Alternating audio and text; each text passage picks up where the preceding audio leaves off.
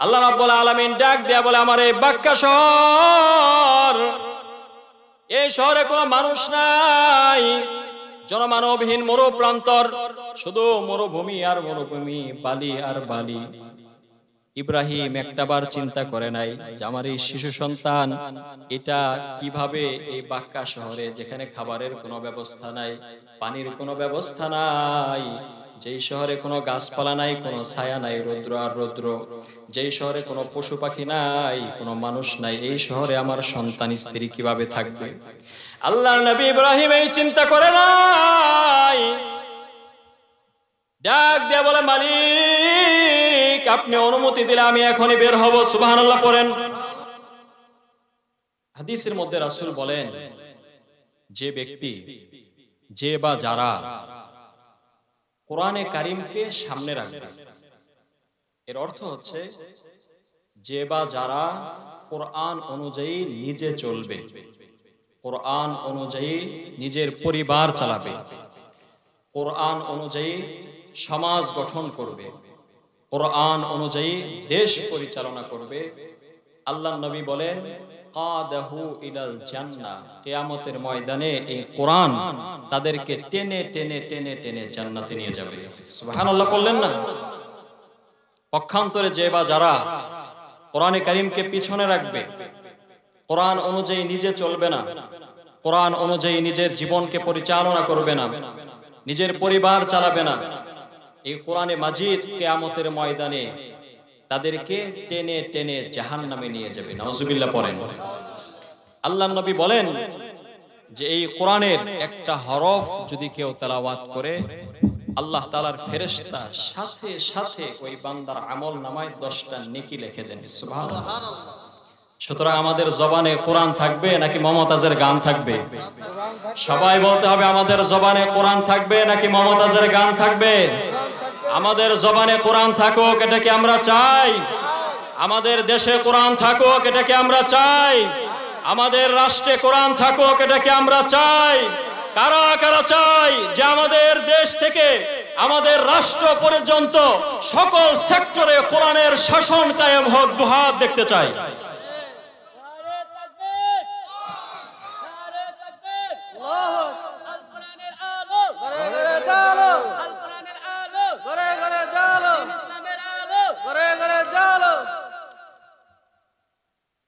আল কোরআনের পথ, এই পথই আসল পথ। মারহাবা বলেন। সুতরাং আজকে আমরা শপথ গ্রহণ করব,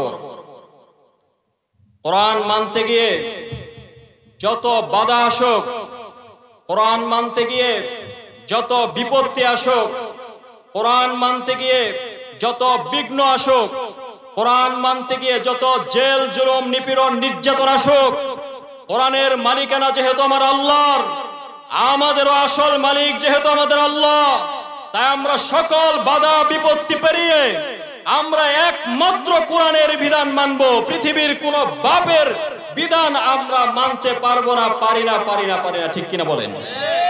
সুতরাং এই কোরআনময় জীবন আল্লাহ তাআলা আমাদেরকে যেন গঠন করার তৌফিক দান করেন। সকলে পড়ে আমিন। আপনারা কি কষ্ট পাচ্ছেন? বেজার হয়েছেন? আসুন আমরা মূল আলোচনায় চলে যাই। তো আমি বলেছিলাম যে আমি খুতবার মধ্যে সূরাতুল মুলকের 2 নম্বর আয়াতে কারিমা তেলাওয়াত করেছিলাম। আয়াতে আল্লাহ কি বলেন? রব্বুল আলামিন বলেন, আল্লাযী খালাকাল মাউতা ওয়াল হায়াতা লিয়াবলুয়াকুম আইয়ুকুম আহসানু আমালা ওয়া হুয়াল আজিজুল গফুর।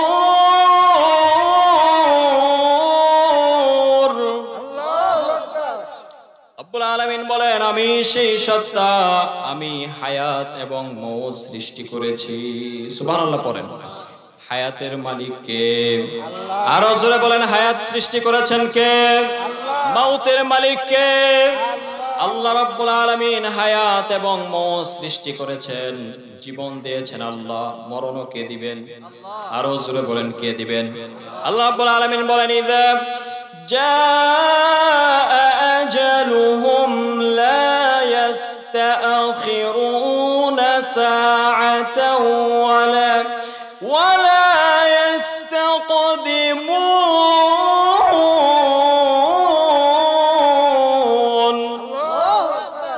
মরণ যখন মানুষের আসবে একটা সেকেন্ড দেরিও করবে না, একটা সেকেন্ড আগেও মরণ হবে না। মরণের যে টাইম, সেই টাইমে মরণ দিবেন কে? আল্লাহ রাব্বুল আলামিন হায়াত সৃষ্টি করলেন, মওত সৃষ্টি করলেন। আমরা আল্লাহকে জিজ্ঞাসা করলাম, মালিক কেন আপনি হায়াত মওত সৃষ্টি করলেন? আল্লাহ সুন্দর করে বলে দিচ্ছেন, লিয়াবলুয়াকুম আইয়ুকুম আহসানু আমালা।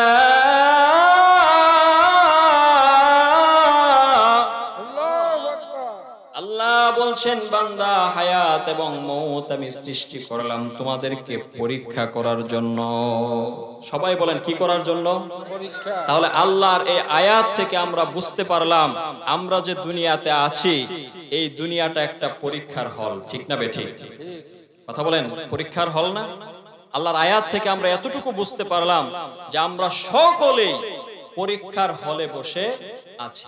দুনিয়ার স্কুল, কলেজ, ইউনিভার্সিটির ছেলে মেয়েরা পরীক্ষা দেয়, তাদের পরীক্ষা দেওয়ার নির্দিষ্ট একটা সময় আছে না নাই? সবাই বলেন আছে না নাই? এর বাইরে একটা মিনিট সময় কিন্তু লিখতে দেওয়া হয় না। আপনি যে শিক্ষক ছিলেন, একটা মিনিট সময় লিখতে দেওয়া হয়? নির্দিষ্ট একটা সময় আছে। আমাদেরও আল্লাহ তাআলা নির্দিষ্ট একটা সময় দিয়েছেন, এই নির্দিষ্ট সময় পর্যন্ত আমরা পরীক্ষা দেব। কিন্তু দুনিয়ার স্কুল, কলেজ, ইউনিভার্সিটির শিক্ষার্থীদের যে নির্দিষ্ট একটা টাইম থেকে, এটা সকলের জন্য সমান। কথা বুঝেন নাই? সবার জন্য সমান না? এমপির ছেলের জন্য 3 ঘন্টা, মন্ত্রীর ছেলের জন্য 3 ঘন্টা, কৃষকের ছেলের জন্য 3 ঘন্টা, না কম বেশি? সকলের জন্যই সমান। কিন্তু দুনিয়ার ময়দানে আল্লাহ তাআলা যে আমাদেরকে পাঠালেন, আমরা যে পরীক্ষা দিচ্ছি, আমাদের কিন্তু টাইম সমান না। আমাদের টাইম সমান? হাজী সাহেবের যে বয়স, আমার কি সেই বয়স? আমি যদি আজকে মারা যাই, তাহলে আমার বয়স এখন 26। এই 26 বছর জীবনের পরীক্ষা আমি দিলাম। হাজী সাহেব মারা গেলে হাজী সাহেবের বয়স যত, এত বছর উনি পরীক্ষাই দিলেন। তো সমান না, আমাদের টাইম কারো কি না? সমান না। আল্লাহ রাব্বুল আলামিন সকলকে পরীক্ষা নেওয়ার জন্য এই দুনিয়াতে পাঠালেন। সুতরাং পরীক্ষায় সফলতা অর্জন করার দরকার আছে না নাই? আছে। কথা বলার আছে না নাই? আছে। ইনদাল ইমতিহান ইকরামুর রাজুল আও ইউহান। পরীক্ষায় মানুষকে সম্মানিত করে, পরীক্ষায় মানুষকে জিল্লতি করে, ঠিক না বেঠিক? তো পরীক্ষায় উত্তীর্ণ হতে হবে। দুনিয়ার পরীক্ষার নিয়ম হচ্ছে, পরীক্ষার কিছুদিন পরে রেজাল্ট বের হয়ে যায়। কথা বলেন ঠিক কিনা? কিছুদিন পরে রেজাল্ট দিয়ে দেয় না? কিন্তু আমরা যে দুনিয়াতে পরীক্ষা দিচ্ছি, আমাদের রেজাল্ট কি দুনিয়াতে বের হবে? কথা বলেন, বের হবে? আমাদের রেজাল্ট বের হবে কোথায়? হাসরে, আখিরাতের ময়দানে। পরকালে আমাদের হিসাব নিকাশ হবে, আমাদের এই পরীক্ষার ফলাফল বের হবে। তো সেই পরীক্ষায় আমাদের উত্তীর্ণ হওয়ার দরকার আছে না নাই? সেই লক্ষ্যেই এই যে দেখেন, দুনিয়ার যত এই স্কুল, কলেজ, ইউনিভার্সিটির ছাত্র ছাত্রীরা পরীক্ষা দেয়, পরীক্ষা দেওয়ার আগে দেখবেন শিক্ষকরা পরীক্ষায় কিভাবে পাশ করা যায় সেজন্য একটা সাজেশন দেয়। দেখি দেয় না? আপনারা শুনেন নাই? পরীক্ষা স্যার তো জানেন যে পরীক্ষা দেওয়ার আগে পরীক্ষার প্রস্তুতিমূলক, পরীক্ষায় যাতে ছাত্ররা ভালো রেজাল্ট করে সেজন্য একটা প্রস্তুতিমূলক আগে থেকে একটা কি দেয়? সাজেশন দেয়। ঠিক তেমনি ভাবে এই পৃথিবীতে আদম থেকে নিয়ে আমাদের নবী পর্যন্ত যত নবী রাসূল পৃথিবীতে এসেছেন, সমস্ত নবী রাসূল এই উম্মতদেরকে পরীক্ষায় কিভাবে পাশ করা যায় সেই সাজেশন দেওয়ার জন্যই পৃথিবীতে আসছেন। সুবহানাল্লাহ পড়ে। তো এখন তো নবী নাই, আমাদের নবী জীবিত আছেন? আমাদের নবী তো নাই। তো এখন আমাদেরকে সাজেশন দিবে কে? এই সাজেশন দেওয়ার জন্যই ওয়ারাসাতুল আম্বিয়া, উম্মতের উলামায়ে কেরাম, নবীর ওয়ারিসগণ এখন আমাদেরকে সাজেশন দিবে। আমরা সেই সাজেশন মেনে কিয়ামতের কঠিন পরীক্ষা, এই দুনিয়ার পরীক্ষা দেওয়ার পর কিয়ামতের ময়দানে যে ফলাফল বের হবে, এই ফলাফল যেন আমাদের ভালো হয়, সুন্দর হয়, এটা আমরা চাই না? কথা বলেন, চাই কে চাই না? তো সেই সাজেশন দেওয়ার লক্ষ্যে ওয়ারাসাতুল আম্বিয়া হিসেবে, নবীর একজন ওয়ারিস হিসেবে কিয়ামতের ময়দানে কিভাবে সফলতা অর্জন করা যায়, দুনিয়ার পরীক্ষায় কিভাবে পাশ করা যায়, আজকে আমরা এই বিষয়টা জানবো, এই বিষয়টা শুনবো। শুনবেন সবাই? পরীক্ষায় সফলতা অর্জন করার দরকার আছে না নাই? আমাদের জীবনটা তো সকলের পরীক্ষাময়, নাকি আমরা কেউ পরীক্ষা দিচ্ছি না? আমরা সবাই পরীক্ষা দিচ্ছি। তো কিয়ামতের ময়দানে আমাদের ফলাফল বের হবে। তো ফলাফল যেন ভালো হয়, কিভাবে সফলতা অর্জন করা যায়, আজকে সেই সাজেশন আমি আপনাদেরকে দিব, আপনারা শুনবেন। তো আজকের বিষয়বস্তুটা বুঝছেন তো আপনারা? আজকে কি বিষয়ে আলোচনা হবে? যে পরীক্ষায় কিভাবে পাশ করা যায়। তো পরীক্ষায় যদি পাশ করতে হয়, তাহলে আমি আপনাদেরকে একজন নবীর সাথে পরিচয় করিয়ে দেব। কয়জন নবী? একজন। সব নবীর সাথে পরিচয় করে দেওয়ার সম্ভব না, সময় নাই। তো একজন নবীর সাথে পরিচয় করিয়ে দিব, যে নবীকে আল্লাহ তাআলা বড় বড়, এত বড় বড় পরীক্ষা করেছিলেন। আর বড় মজার বিষয় হচ্ছে, প্রত্যেকটা পরীক্ষায় এই নবী সফলতার সাথে উত্তীর্ণ হয়েছেন। সুবহানাল্লাহ বলেন। তো তার জীবন যদি আমরা ফলো করি, আমরাও কিয়ামতের ময়দানে সফলতার সাথে উত্তীর্ণ হতে পারব। তো সেই নবীর নাম হচ্ছে হযরত ইব্রাহিম আলাইহিস সালাতু ওয়াস সালাম। কি নাম? হযরত ইব্রাহিম। সবাই একটু বলেন কি নাম? হযরত ইব্রাহিম আলাইহিস সালাতু ওয়াস সালাম। তাফসীরের কিতাবের মধ্যে আসছে, আল্লাহর নবী হযরত ইব্রাহিম আলাইহিস সালাতু ওয়াস সালামের কোনো সন্তান ছিল না। এটা আমরা সবাই জানি না?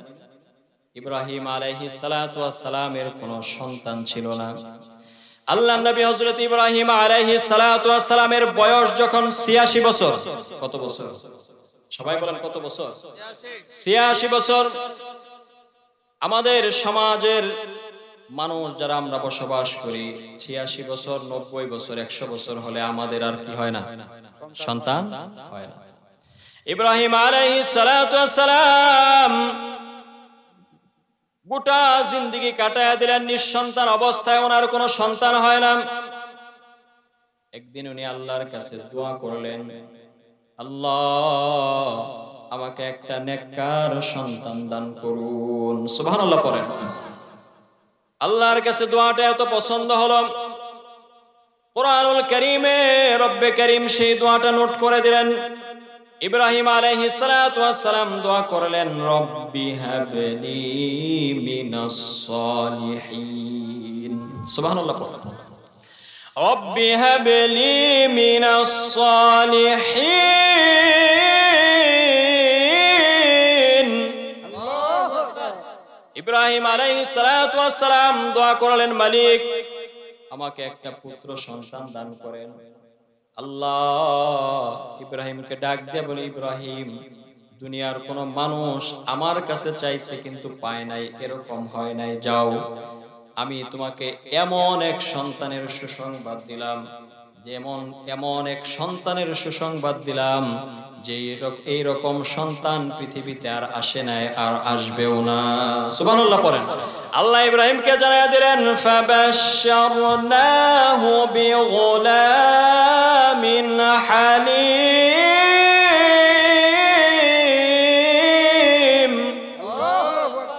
আল্লাহ রাব্বুল আলামিন ইব্রাহিমকে জানায়া দিলেন, ইব্রাহিম যাও, তোমাকে একটা পুত্র সন্তান দিয়ে দিলাম। তো আল্লাহ রাব্বুল আলামিন যখন ইব্রাহিম আলাইহিস সালাতু ওয়াস সালামকে সন্তান দিলেন, আচ্ছা বলেন 86 বছরে যদি কোনো মানুষের সন্তান হয়, ওই সন্তানের আদর কম না বেশি? বেশি। সবাই যে বললেন না, কম না বেশি? বেশি। কেমন আদর? 86 বছরের সন্তান, তাও প্রথম সন্তান। এমন আদরের সন্তান ইব্রাহিম আলাইহিস সালাতু ওয়াস সালাম সন্তান ভূমিষ্ঠ হওয়ার পর তাফসীরের কিতাবের মধ্যে আসছে, ইব্রাহিম নবী সন্তানকে চুমু খায়, সন্তানকে আদর করে, সন্তানকে বুকে লাগায়। এমন আদরের সন্তান 86 বছরে আল্লাহ তাআলা দান করলেন। কিন্তু বড় আশ্চর্যের বিষয়, রব্বে কারীম ইব্রাহিম আলাইহিস সালাতু ওয়াস সালামকে ডাক দিয়ে বলেন, পয়গম্বর ও আমার নবী, এই যে সন্তান আমি তোমাকে দান করলাম, এই সন্তানকে তুমি তোমার নিজের কাছে রাখতে পারবা না। কত বছরের সন্তান? 86 বছরে একটা সন্তান আল্লাহ দিলেন, এমন ফুটফুটে বাচ্চা, শিশু সন্তান, দুগ্ধপোষ্য সন্তান। আল্লাহ কি বলছেন? যে এই সন্তানকে তুমি তোমার নিজের কাছে রাখতে পারবা না। আচ্ছা বলেন এখন, হ্যাঁ, এখন ইব্রাহিম আলাইহিস সালামের কি বলা উচিত ছিল? যে আল্লাহ কেন রাখতে পারবো না? এই প্রশ্ন আসে না? এখন যদি হাজী সাহেব আমাকে বলে, হুজুর আপনি এখান থেকে উঠে চলে যান, তো আমি হাজী সাহেবকে জিজ্ঞাসা করবো না কেন হাজী সাহেব? এটা জিজ্ঞাসা করবো না? কথা বুঝেন নাই মনে হয়। এখন যে হাজী সাহেব আমাকে বলে, হুজুর আপনি এখান থেকে উঠে চলে যান, আমি বলবো না যে হাজী সাহেব কেন, কোনো সমস্যা হয়েছে? কিন্তু আল্লাহর নবী ইব্রাহিম আলাইহিস সালাতু ওয়াস সালাম এমন নবী, আমি আমার নিজের ভাষায় বলি, এই ইব্রাহিম আলাইহিস সালাতু ওয়াস সালামের ডায়েরিতে কেন বলতে কোনো শব্দ নাই। আল্লাহু আকবার পড়েন। আল্লাহকে ডাক দিয়ে বলে, মালিক, আমার খুব আদরের সন্তান, ছোট সন্তান আল্লাহ আপনি দিয়েছেন, আপনি বলতেছেন আমার নিজের কাছে আমার সন্তানকে রাখতে পারবো না, তো বলেন এখন কি করব? সুবহানাল্লাহ পড়েন। আল্লাহ রাব্বুল আলামিন ইব্রাহিমকে ডাক দিয়ে বলে, ইব্রাহিম, আমার একটা শহর আছে। কি আছে? সবাই যে বললেন না, আপনারা কি রাগ করতেছেন? ভালো লাগতেছে না? আল্লাহ রাব্বুল আলামিন ডাক দিয়ে বলে, ইব্রাহিম, আমার একটা শহর আছে, এই শহরটার নাম বাক্কা শহর। কি শহর? বাক্কা শহর চিনেন? হাজী সাহেব চিনার কথা বলেন। হ্যাঁ, মক্কা, বর্তমান কি মক্কা। এই মক্কার আগের নাম ছিল কি? ইন্না আউওয়ালা বাইতিন wudi'a লিন-নাস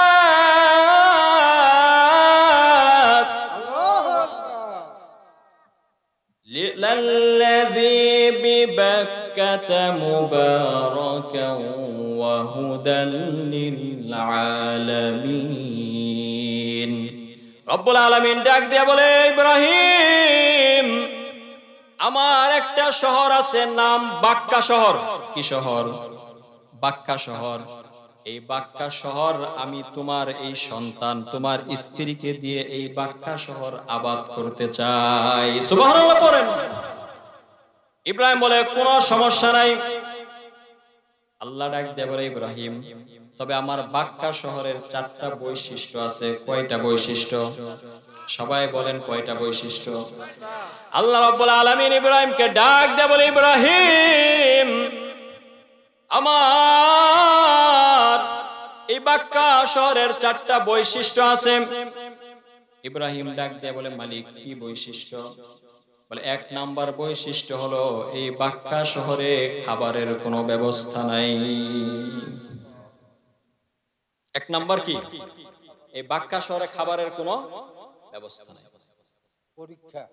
2 নম্বরে আল্লাহ বলেন, ইব্রাহিম, আমার এই বাক্কা শহরে পানিরও কোনো ব্যবস্থা নাই। পানির কি নাই? কোনো ব্যবস্থা। বলে আল্লাহ 3 নাম্বার কি? বলে 3 নম্বরে এই বাক্কা শহরে কোনো পশু পাখি নাই।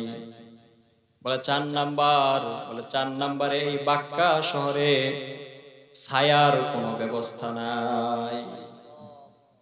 এমন শহর আমাদের বা এমন গ্রাম আমাদের এলাকায় খুঁজে পাওয়া যাবে যে খাবারের কোনো ব্যবস্থা নাই, পানির কোনো ব্যবস্থা নাই, গাছপালাও নাই, পশু পাখিও নাই? এরকম কোন এলাকা আমাদের এই বাংলাদেশে আছে?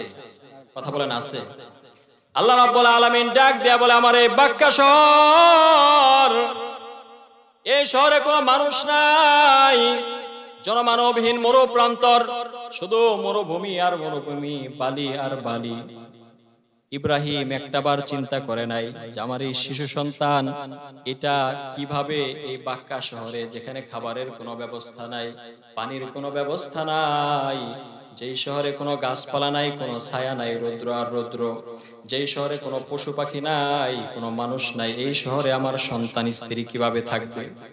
আল্লাহর নবী ইব্রাহিম এই চিন্তা করে নাই। ডাক দিয়ে বলে, মালিক, আপনি অনুমতি দিলে আমি এখনই বের হব। সুবহানাল্লাহ পড়েন। স্ত্রীকে যায় বলে, স্ত্রী রেডি হও, ঘুরতে নিয়ে যাব। সুবহানাল্লাহ পড়েন। স্ত্রীকে যায় কি বলে? স্ত্রী রেডি হও, কোথায় যাব? ঘুরতে নিয়ে যাব। আচ্ছা বলেন, আমাদের স্ত্রীদেরকে যদি এখন আমরা যায় বলি যে স্ত্রী, আমার প্রাণের বিবি রেডি হও, তোমাকে নিয়ে কক্সবাজার ঘুরতে যাব, স্ত্রী খুশি না বেজার? সবাই যে বললেন না, খুশি না বেজার? কারণ মহিলারা ঘোরার পাগল। কথা বুঝেন নাই? আর ঘুরতে যাওয়া, স্ত্রীকে নিয়ে ঘুরতে যাওয়া, এটা জায়েজ না না জায়েজ? কথা বলেন, জায়েজ না না জায়েজ? সবাই বলেন। وَقُلْنَا يَا آدَمُ اسْكُنْ أَنْتَ وَزَوْجُكَ الْجَنَّةَ وَكُلَا مِنْهَا رَغَدًا حَيْثُ شِئْتُمَا وَلَا تَقْرَبَا هَذِهِ الشَّجَرَةَ فَتَكُونَا مِنَ الظَّالِمِينَ। আল্লাহু আকবার। আল্লাহ আদমকে ডাক দিয়া বলে, আদম, এই যে আমার বিশাল বড় জান্নাত, এই জান্নাতে তুমি থাকবা, তোমার স্ত্রী থাকবে। ওয়াকুলা মিনহা রাগাদান হাইসু শিতুমা, আর যা খাইতে মন চাই খাবে, যেখানে ঘুরতে মন চাই ঘুরতে যাবে। কিন্তু এই আদম, ভালো করে শুনে রাখো, এই যে জান্নাতে একটা গাছ আছে, গাছটার নাম কি আপনারা জানেন না? হ্যাঁ, গন্ধম গাছ। কি গাছ? গন্ধম গাছ। আদম, তোমার স্ত্রীকে নিয়ে যেখানে মন চায়, জান্নাত তো বিশাল বড়, তো যেখানে মন চায় সেখানে ঘুরবা, খাবা, কিন্তু এই যে গাছটা আছে, এই গাছের নিকটবর্তীও হবে না। এটা বলে আল্লাহ দুনিয়ার সমস্ত মানুষকে এই শিক্ষা দিলেন যে স্ত্রীকে নিয়ে, সন্তানকে নিয়ে ঘুরতে বের হবা, ঘুরতে যাবা, কিন্তু সিনেমা হলে যাওয়া যাবে না। কোথায় যাওয়া যাবে না? কারণ আল্লাহর একটা বাধা নিষেধ আছে না নাই? আল্লাহ যেরকম বললেন জান্নাতে এই গাছের নিকটবর্তী হবে না, মানে কি দুনিয়াতে কি কোথায় যাওয়া যাবে না? সিনেমা হলে যাওয়া যাবে না, অশ্লীল কোন পার্কে ঘুরতে যাওয়া যাবে না। ইব্রাহিম আলাইহিস সালাতু ওয়াস সালাম আল্লাহর আদেশে বিবিকে নিয়ে, ছোট্ট দুগ্ধপুষ্য সন্তান, যে সন্তান এখনো কথা বলতে পারে না, বাহিরের কোনো খাবার খেতে পারে না, শুধু মায়ের বুকের দুধ খায়, এই শিশু সন্তানকে নিয়ে তাফসিরের কিতাবের মধ্যে আসছে, এক ব্যাগ খেজুর নিয়ে, কয় ব্যাগ? এক ব্যাগ খেজুর নিয়ে, এক কলসি পানি নিয়ে জনমানবহীন বাক্কা শহরের দিকে রওনা হয়ে গেছে। সুবহানাল্লাহ পড়েন। ইব্রাহিম আলাইহিস সালাতু ওয়াস সালাম স্ত্রী সন্তানকে নিয়ে বাক্কা শহরের দিকে রওনা হয়ে গেছে। বাক্কা শহরে যাওয়ার পর ইব্রাহিম আলাইহিস সালাতু ওয়াস সালাম জিনিসপত্রগুলো রাইখা, স্ত্রী সন্তানকে রাইখা বাড়ির দিকে রওনা হয়ে গেছে। পিছন থেকে স্ত্রী ডাক দিয়ে বলে, স্বামী, এই জনমানবহীন মরু প্রান্তরে, যেখানে খাবারের কোনো ব্যবস্থা নাই, যেখানে পানির কোনো ব্যবস্থা নাই, যেখানে গাছের কোনো ছায়া নাই, যেখানে কোনো পশু পাখি নাই, ও প্রাণের স্বামী, পিছনে পিছনে দৌড়ায় আর ডাক দিয়া বলে, প্রাণের স্বামী, আপনি কি জনমানবহীন মরু প্রান্তরে আমাদেরকে একা একা রেখে যাচ্ছেন? ইব্রাহিম আলাইহিস সালাতু ওয়াস সালাম চোখের পানি ছেড়ে দিয়ে কাঁদে, মালিক। ইব্রাহিম পিছনের দিকে তাকায় না, স্ত্রীর দিকে তাকাইলে মায়া আছে না নাই? সন্তান, ৮৬ বছরের সন্তান, আল্লাহর কাছে দোয়া করে পাইছে, সন্তানের দিকে তাকাইলে মায়া আছে না নাই? কথা বলেন, আছে না নাই? কিন্তু ইব্রাহিম তাকায় না, কারণ রব্বে কারীমের মায়া কমে যাবে। আল্লাহু আকবার। কমে যাবে, আল্লাহর মুহাব্বত কমে যাবে, দুনিয়ার স্ত্রী সন্তানের মুহাব্বত অন্তরে ঢুকে যাবে। ইব্রাহিম তাকায় না, তাফসীরের কিতাবের মধ্যে লেখে, বিবি ডাক দিয়া বলে, স্বামী, এই জন মানবহীন মরু প্রান্তরে আমাদেরকে রেখে যাচ্ছেন, এতে আমাদের কোনো আফসোস নাই, আমাদের কোনো আফসোস নাই, কিন্তু একটা বিষয় শুধু স্বামী আপনি বলে যান। ও স্বামী, শুধু একটা বিষয় বলেন, আপনি যে জনমানবহীন মরু প্রান্তরে আমাদের বিবিগণ, বিবি ইব্রাহিম আলাইহিস সালাতু ওয়াস সালামেরও বিবি ছিল, ইব্রাহিম আলাইহিস সালামের বিবি হাজার আলাইহিস সালাম স্বামীকে ডাক দেয়া বলে, স্বামী, তাহলে আপনি চলে যান, চলে যান, চলে যান। যদি আসমানের মালিকের ইচ্ছা হয় তাহলে অবশ্যই অবশ্যই আসমানের মালিক আমাদেরকে ধ্বংস করবে না, কারণ মুমিন ভরসা করে কার উপর? আরো জোরে বলেন, কার উপর?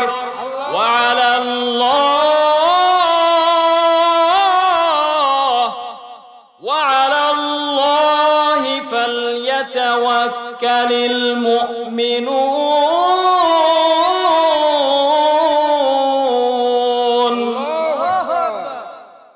মুমিনের ভরসা কার উপর? আল্লাহর। স্ত্রী ডাক দেয়া বলে, স্বামী, যদি রব্বে কারিমের ইচ্ছা হয় তাহলে আপনি চলে যান, আপনার প্রতি আমাদের কোনো ক্ষোভ নাই, কোনো রাগ নাই, কোনো অভিমান নাই। ইব্রাহিম আলাইহিস সালাতু ওয়াস সালাম যখন এই বাক্কা শহর থেকে শাম দেশের দিকে যখন যাচ্ছিলেন, তখন উনি একটা দোয়া করেছিলেন, দোয়া, আল্লাহর কাছে দুহাত তুলে একটা মুনাজাত করেছিলেন। মুনাজাতটা আল্লাহর কাছে এত পছন্দ হয়েছে, আল্লাহ রাব্বুল আলামিন এই কোরআনুল কারীমে সেই মুনাজাতটা নোট করে দিলেন। রব্বানা ইন্নী আসকানতু মিন যুররিয়াতি বিওয়াদিন গায়রি যী যারইন ইনদা বাইতিকাল মুহাররম। আল্লাহু আকবার বলেন। রব্বানা লিয়ুকিমুস সালাতা ফাজআল আফইদাতাম মিনান নাস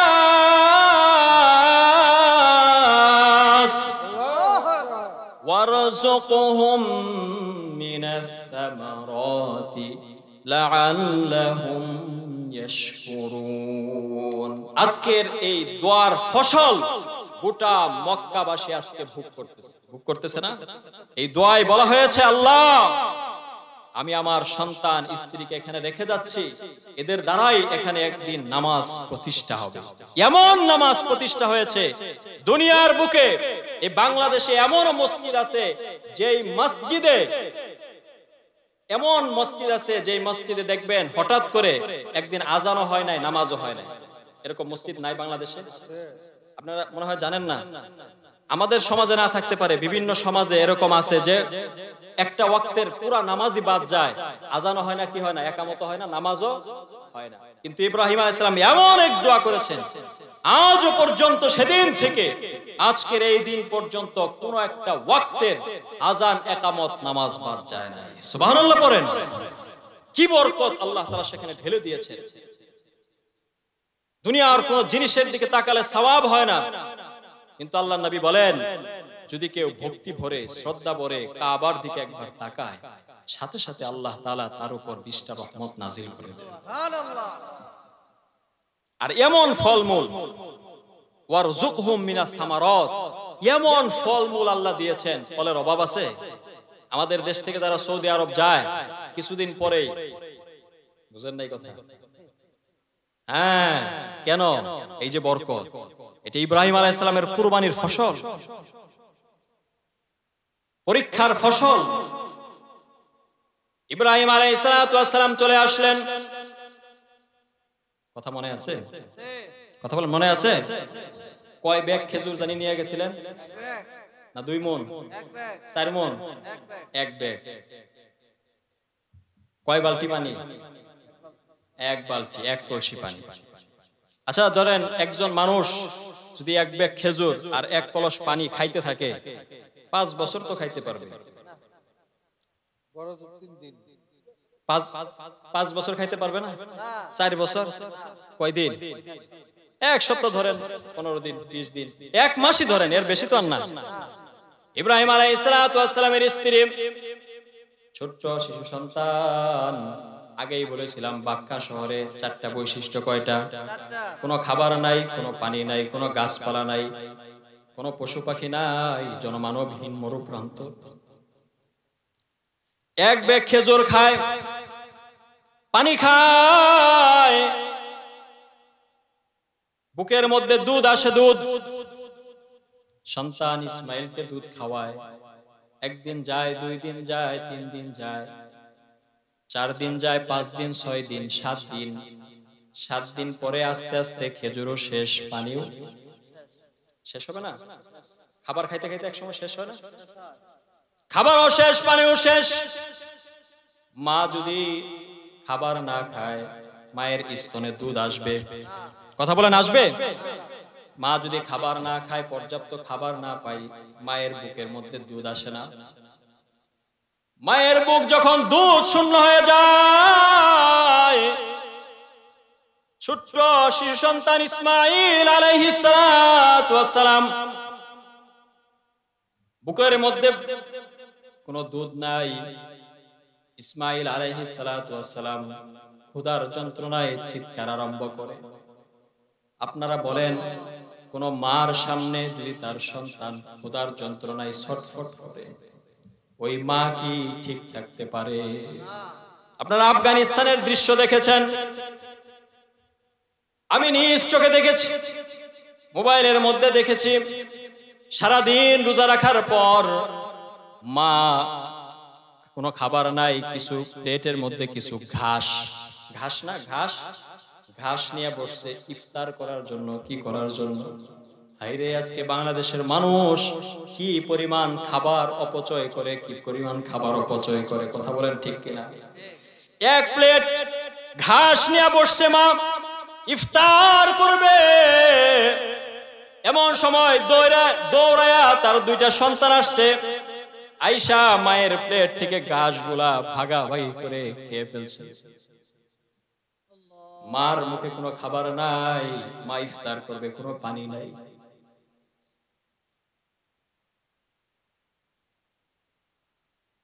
বিবি হাজারা আলাইহিস সালাতু ওয়াস সালাম, সন্তান কাঁদে, আর মালিককে ডাক দিয়ে বলে, মালিক কি পরীক্ষায় ফালাইলা রে মালিক? নিজের চোখের সামনে সন্তান ক্ষুধার যন্ত্রণায় ছটফট করে, কি পরীক্ষায় ফালাইলা মালিক?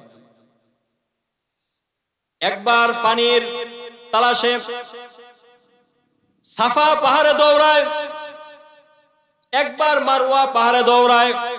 হাজী সাহেব, সাফা পাহাড় আছে না নাই? মারওয়া পাহাড় আছে না নাই? একবার সাফাতে দৌড়ায়, একবার মারওয়া পাহাড়ে দৌড়ায়। মহিলা মানুষ এই প্রখর রৌদ্রের মধ্যে, কিন্তু কোনো জায়গায় পানি পায় না।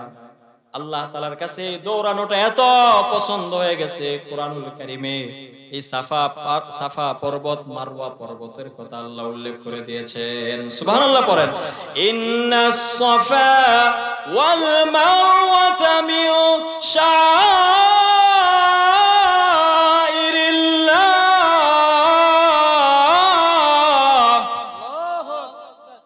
আল্লাহ রাব্বুল আলামিন এই সাফা পর্বত, মারওয়া পর্বতের কথা কোরআনুল কারীমে উল্লেখ করে দিলেন।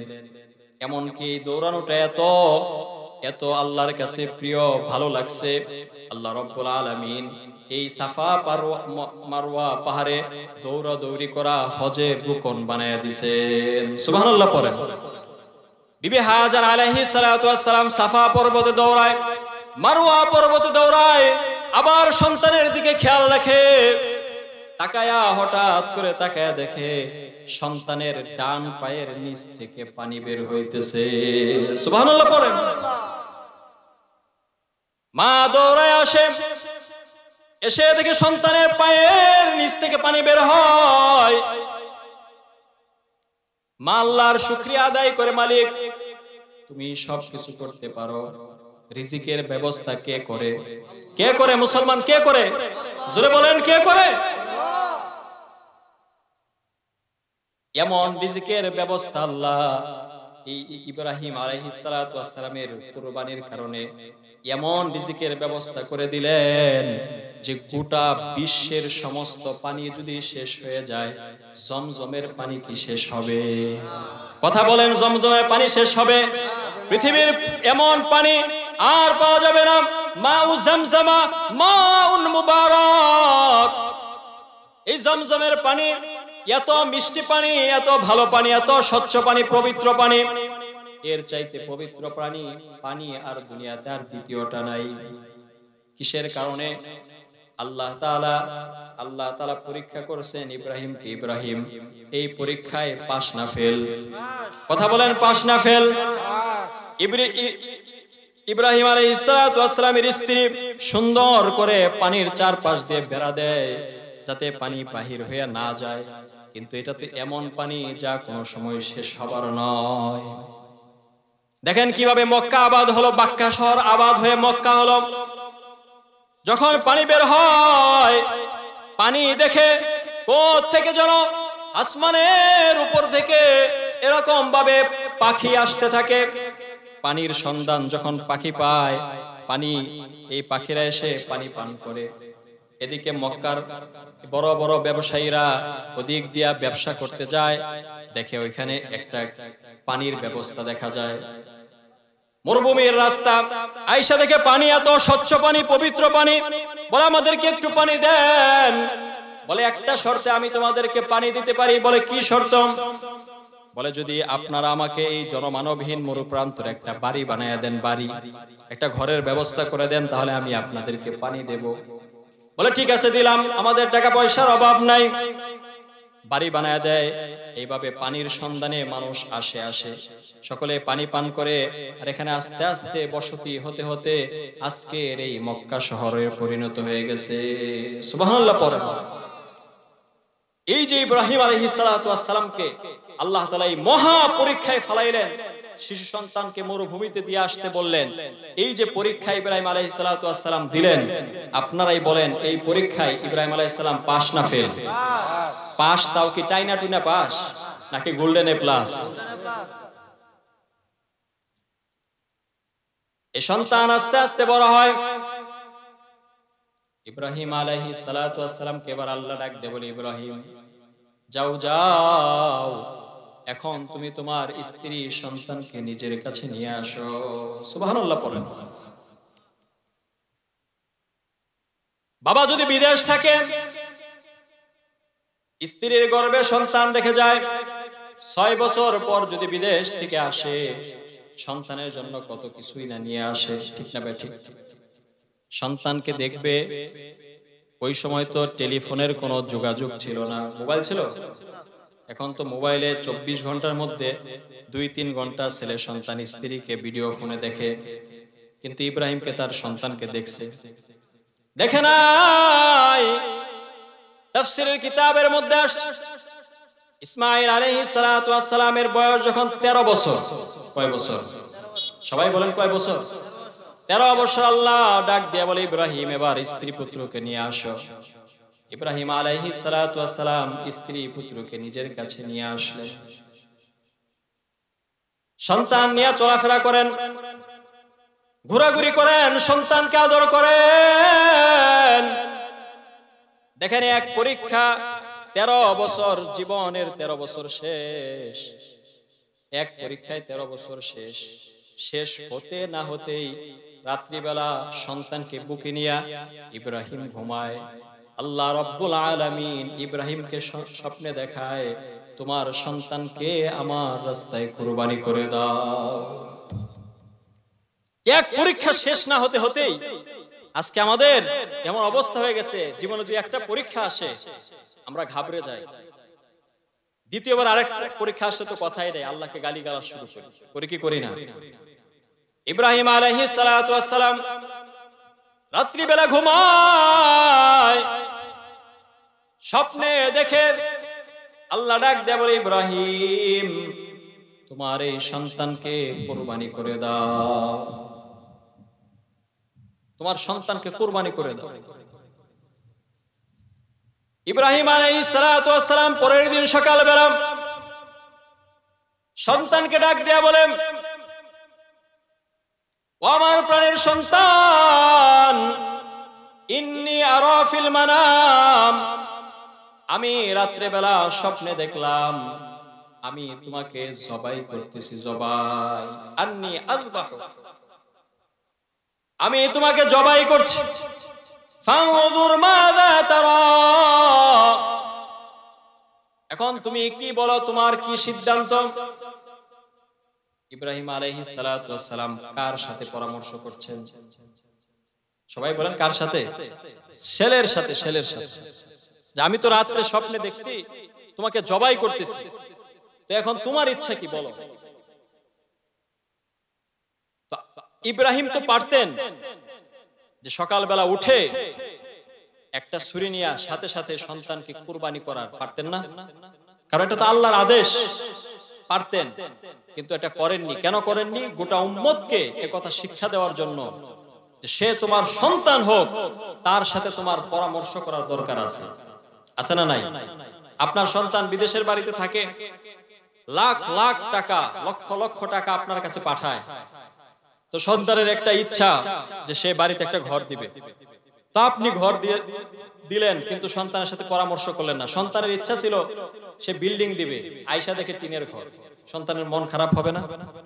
এজন্য সন্তানের সাথে পরামর্শ করা এটা আল্লাহ তাআলার পছন্দনীয় আমল। সন্তানের সাথে ইব্রাহিম পরামর্শ করে, ও আমার সন্তান, রাত্রিবেলা স্বপ্নে দেখলাম আমি তোমাকে জবাই করছি, কুরবানি করছি, এখন তুমি কি বলো? শুরুতেই বলেছিলাম আল্লাহ তাআলা এমন এক সন্তান ইব্রাহিম আলাইহিস সালাতু ওয়াস সালামকে আল্লাহ দান করেছিলেন, ধৈর্যের পরাকাষ্ঠা এমন এক সন্তান দান করেছিলেন। সন্তান বলে, আপনি স্বপ্নে যা দেখছেন বাবা তাই করেন, সুবহানাল্লাহ পড়েন। আপনি যদি আগামীকাল সকালবেলা উঠা আপনার সন্তানকে যায় বলেন যে সন্তান, আমি তো রাত্রে স্বপ্নে দেখলাম তোমাকে জবাই করতেছি, আপনার সন্তান কি বলবে? বলবে, বাবা মনে হয় আমারে দেখেন নাই, আমার ছোটটারে দেখছেন,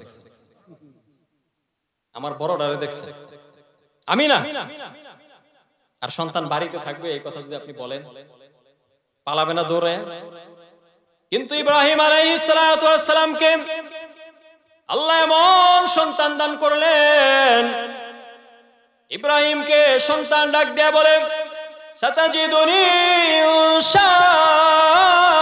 ইনশাআল্লাহ, সাতাজিদুনি ইনশাআল্লাহু মিনাস সাবিরিন, বাবা আপনি অবশ্যই আমাকে ধৈর্যশীল পাবেন।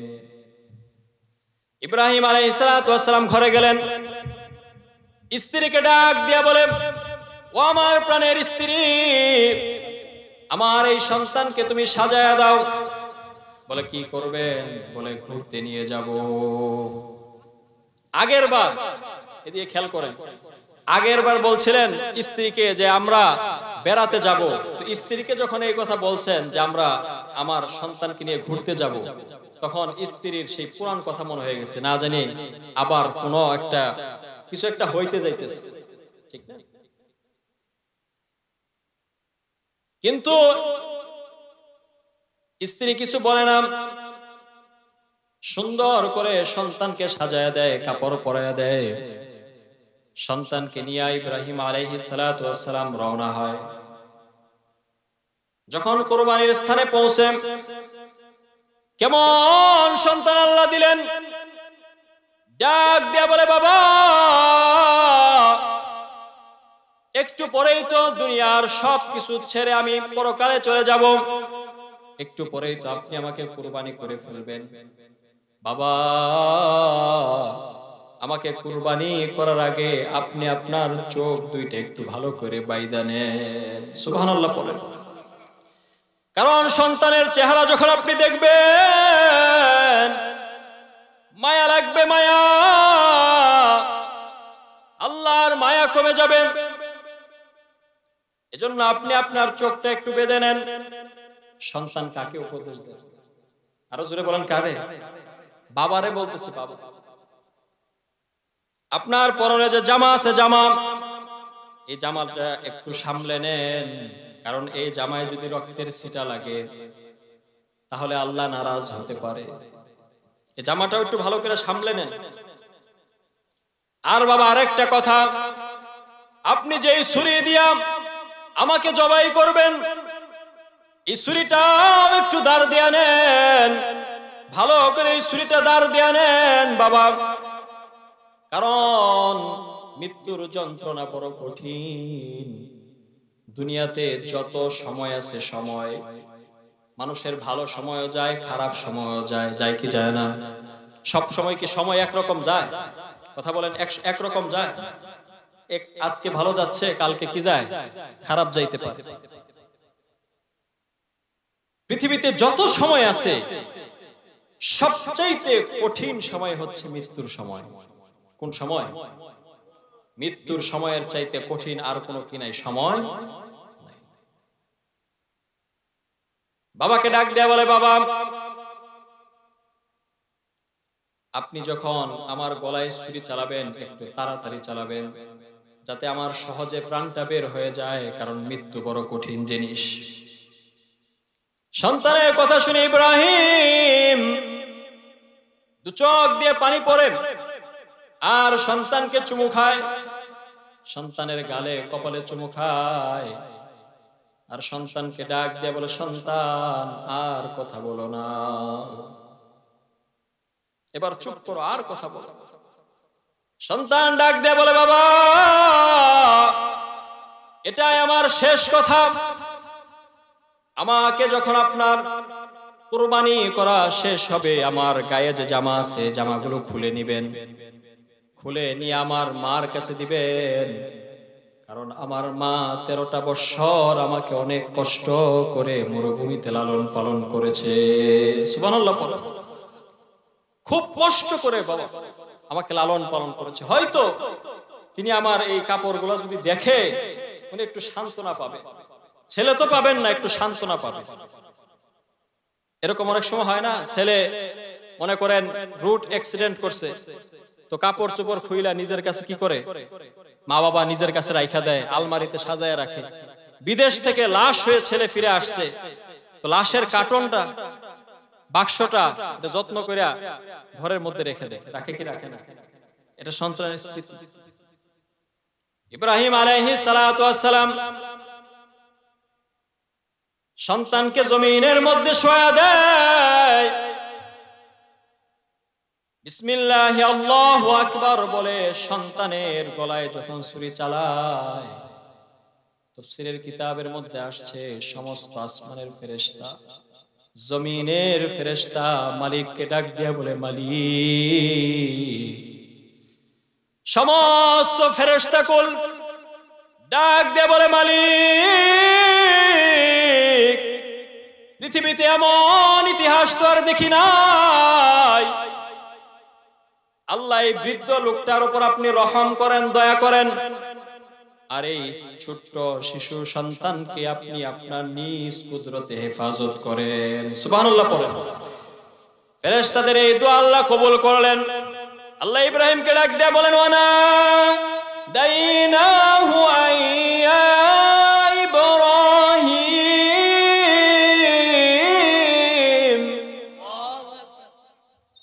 আল্লাহ ইব্রাহিমকে ডাক দিয়ে বলে, ইব্রাহিম, কদ সাদ্দাকাতার রুয়া, তুমি তো তোমার স্বপ্ন বাস্তবে পরিণত করে দেখালে। সুবহানাল্লাহ পড়েন। তুমি তো তোমার এই স্বপ্ন বাস্তবে পরিণত করে দেখালে। আল্লাহ জিবরাইলকে ডাক দিয়ে বলে, জিবরাইল, বেহেশত থেকে একটা দুম্বা নিয়ে যাও, ইসমাইলকে সরাইয়া ইব্রাহিমের ছুরির তুলে দুম্বাটা দিয়ে দাও। ইব্রাহিম আলাইহিস সালাতু ওয়াস সালাম ছুরি চালায়, গলাও কাটে, কিন্তু ইসমাইলের নাকি দুম্বার, ইসমাইলের নাকি দুম্বার। চোখ খুলে দেখে ছেলে পাশে দাঁড়ানো, আর দুম্বা কোরবানি হয়ে গেছে। এবার আপনাদের কাছে আমি জানতে চাই, এই 2 নাম্বার পরীক্ষায় ইব্রাহিম আলাইহিস সালাম পাস না ফেল? আরো জোরে বলেন, পাস না ফেল? শুধু কি পাস না গোল্ডেন এ প্লাস? সফলতার সাথে উত্তীর্ণ। এরপরে ইব্রাহিম আলাইহিস সালাতু ওয়াস সালাম আল্লাহর এই নবীকে আল্লাহ এমন একটা সমাজে পাঠিয়েছিলেন, সমাজ যে সমাজের মানুষগুলো ছিল মূর্তি পূজক, অগ্নি পূজক, আগুনের পূজা করত, মূর্তির পূজা করত। আমাদের সমাজে মূর্তি পূজা করে, আছে না নাই? আমাদের হিন্দু ভাইয়েরা আছে না? কিসের পূজা করে? মূর্তির পূজা করে। ইব্রাহিম আলাইহিস সালাতু ওয়াস সালাম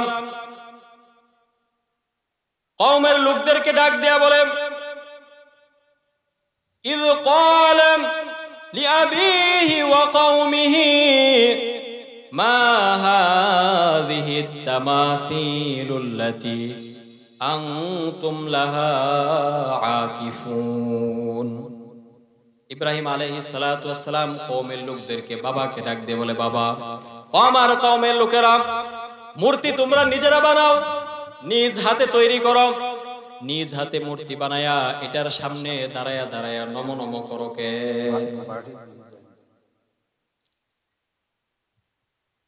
তো মূর্তি তোমরা নিজেরা বানাও, নিজেরা বানায়া আবার এটার সামনে হাত গুটায় বসে থাকো কেন? হিন্দু ভাইদেরকে দেখেন নাই? মূর্তি বানায়া আবার এরকম ভাবে হাত জোর কইরা মূর্তির সামনে বসে থাকে, থাকে কি থাকে না? তো তারা কি যুক্তি দেয়? তারা ডাক দিয়া বলে, ক্বালু ওয়াজাদনা আবাআনা লাহা আবিদিন। আমরা বাপ দাদাদেরকে দেখছি তারাও মূর্তি বানায়া তাদের সামনে বসে থাকতো, আমরাও বসে থাকি। নাউজুবিল্লাহ পড়েন। যুক্তি দেখছেন? বলে আমরা বাপ দাদাদেরকে দেখছি তারা মূর্তি বানায়া সামনে বসে থাকে, আমরাও বসে থাকি। আমাদের মধ্যে কিছু মুসলমানের মধ্যেও এরকম কিছু মানুষ আছে, যদি বলেন যে আপনি 3 দিনের দিন আপনার বাবার মৃত্যুবার্ষিকী পালন করেন কেন, দেখবেন বলবে যে বাপ দাদাদেরকে দেখছি করে, এজন্য আমরাও করি। এটা কোনো যুক্তি হইতে পারে? এটা তো হিন্দুদের যুক্তি। সুতরাং কোরআন হাদিসের দলিল ছাড়া যত দলিল আছে, যত যুক্তি আছে, কোন যুক্তি এটা টিকবে না। টিকবে বলেন? টিকবে না। কোরআন হাদিস যেটা বলে সেটাই। ইব্রাহিম আলাইহিস সালাম বললেন, লাকাদ কুনতুম আনতুম ওয়া আবাউকুম ফি দালালিম মুবিন। তোমরাও গোমরা, তোমাদের বাপ দাদারাও কি গোমরা। তো বলে তাই যে হ্যাঁ। তো ইব্রাহিম আলাইহিস সালাতু ওয়াস সালাম এই সমাজের লোকদেরকে, পুরা সমাজ, শিরকের সমাজ, মূর্তি পূজার সমাজ, এই সমাজকে আস্তে আস্তে আস্তে আস্তে পরিবর্তন করে করে করে করে একদিন এমন সমাজে পরিণত করেছেন আল্লাহর খাস রহমত। এজন্যই নবীদেরকে আল্লাহ তাআলা শুরুতে বলেছিলাম কেন পাঠিয়েছেন, কারণ পরীক্ষায় যেন তার উম্মতেরা উত্তীর্ণ হতে পারে, সেজন্য সাজেশন দেওয়ার জন্য পাঠিয়েছেন। ঠিক না ভাই? ঠিক। তো এই যে আজকে উম্মতের উলামায়ে কেরাম এরকম ভাবে আমাদেরকে সাজেশন দেয় কিভাবে পরীক্ষায় সফলতা অর্জন করা যায়, সেই সাজেশন গুলো যদি আজকে আমরা মনে প্রাণে নিতাম, তাহলে অবশ্যই কিয়ামতের ময়দানে আমরা সফল হতে পারতাম। পারতাম কি পারতাম না বলেন? এজন্য নিজের মনকে একটু বোঝানোর চেষ্টা করেন। ইন্নামা আমওয়ালুকুম ওয়া আওলাদুকুম ফিতনা। ধন সম্পদ, আজকে ধন সম্পদের মোহে পড়ে মানুষ বেসামাল হয়ে গেছে। সন্তানের ভালোবাসায় মানুষ বেসামাল হয়ে গেছে। এজন্য আল্লাহ বলেন যে এই ধন সম্পদ আর সন্তান সন্ততি এগুলো তো ফিতনার বিষয়। ফিতনা এগুলো। আর আল্লাহু ইনদাহু আজরুন আযীম, আল্লাহর কাছে হইছে বড় পুরস্কার। এজন্য আল্লাহর কাছ থেকে আমরা পুরস্কার নিতে চাই কি চাই না? চাই। তাহলে কি আমরা মসজিদমুখী হব না বাজারমুখী? মসজিদমুখী। কথা বলেন, মসজিদমুখী না বাজারমুখী? যদি মসজিদমুখী হতে পারো সফলতা আসবে, অন্যথায় অন্য কোন পথে সফলতা কি করবে না, আসবে না। এজন্য যে মসজিদে আমরা নামাজ পড়ি, আমরা জিকির আজকার করি, মসজিদ আমাদের ইবাদতগাহ, ইবাদতের জায়গা, এই ইবাদতের জায়গাটা একটু পরিচ্ছন্ন হওয়ার দরকার আছে না নাই? কারণ সর্বপ্রথম নামাজের যে ফরজ, বাহিরের প্রথম ফরজ কি বলেন? নামাজের বাহিরে 7 ফরজ না? প্রথম ফরজ কি? শরীর পাক হতে হবে, এরপরে কাপড় পাক, এরপরে কি? নামাজের জায়গা পাক। নামাজের জায়গাটা সুন্দর হতে হবে, পাক থাকতে হবে। তো আজকে আমাদের সেই মসজিদের উন্নয়ন কল্পে মাহফিল, আমাদের এই মসজিদের উন্নয়ন করার দরকার আছে না নাই? কথা বলেন, আছে না নাই? আর মুত্তাকিদের আল্লাহ তাআলা কিছু বৈশিষ্ট্য বর্ণনা করেছেন কোরআনুল কারীমে। তো সর্বপ্রথম যে বৈশিষ্ট্যটা বর্ণনা করেছেন সেটা হচ্ছে আল্লাযীনা ইউনফিকুনা ফিস সাররাই ওয়াদ দাররা, যারা সুখে এবং দুঃখে সর্ব অবস্থায় কার জন্য দান করে? আরো জোরে বলেন, কার জন্য দান করে? আল্লাহর জন্য দান করে। সর্ব অবস্থায়, সুখে থাক দুঃখে থাক। ওর আশ্চর্যের বিষয়, আল্লাহর নবীর একজন কালো সাহাবী, হাবশী গোলাম সাহাবী, দুনিয়াতে তার কোনো মান মর্যাদা কিচ্ছু নাই, পরনের লুঙ্গি ছাড়া, পরনের একটা লুঙ্গি ছাড়া আর কিছু নাই। এই মাজলিসে পরনের একটা লুঙ্গি আছে, আর কিছু নাই, এরকম কেউ আছেন? কথা বলেন, আছেন? তার মানে আল্লাহ আমাদেরকে কি দিয়েছে? অনেক দিয়েছে, অনেক দিয়েছে। তো পরনের লুঙ্গি ছাড়া কিচ্ছু নাই। তো সেই সাহাবী বেলালকে আল্লাহ নবী বলছেন, আনফিক ইয়া বেলাল, হে বেলাল তুমিও আল্লাহর রাস্তায় দান করো, তুমিও কি করো? আল্লাহর রাস্তায় দান করো। বড় আজীব কথা, আজীব হাদিস, যার পরনের লুঙ্গি ছাড়া আর দুনিয়াতে কিচ্ছু নাই, গোলাম মানুষ, তাকেও আল্লাহ নবী বলছেন দান করো। সাহাবীও তো এরকম, সাহাবী ডাক দিয়ে বলে, নবী যদি সতর ঢাকা যদি ফরজ না হতো তাহলে আমি এই লুঙ্গিও আল্লাহর রাস্তায় দান করে দিতাম। সুবহানাল্লাহ বললেন না? সতর ঢাকা যদি কি না হতো, ফরজ না হতো, এই লুঙ্গিও আমি কি করে দিতাম? আল্লাহর রাস্তায় দান করে দিতাম। এজন্য আমাদেরকে সেই মন মানসিকতা তৈরি করতে হবে, দানের দিকে ধাবিত হতে হবে। আল্লাহ আমাদেরকে যতটুকু দিয়েছে সামর্থ্য অনুযায়ী সব সময় সুখে থাকি আমি দুঃখে থাকি, সর্ব অবস্থায় দান করতে হবে কার জন্য?